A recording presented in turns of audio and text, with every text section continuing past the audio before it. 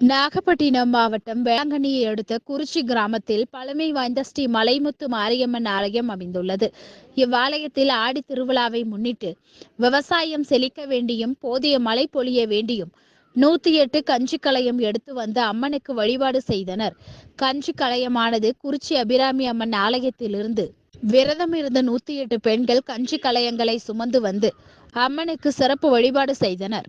அதனைத் தொடர்ந்து அம்மனுக்கு பால், பன்னீர், சந்தனம் உள்ளிட்ட திரவிய பொருட்கள் கொண்டு சிறப்பு அபிஷேக ஆராதனை செய்யப்பட்டது. அதனைத் தொடர்ந்து மகா தீபாராதனை காண்பிக்கப்பட்டது. இதில் பங்கேற்ற பக்தர்களுக்கு கஞ்சி பிரசாதமாக வழங்கப்பட்டது. இதில் திரளான பக்தர்கள் கலந்து கொண்டு சுவாமி தரிசனம் செய்தனர்.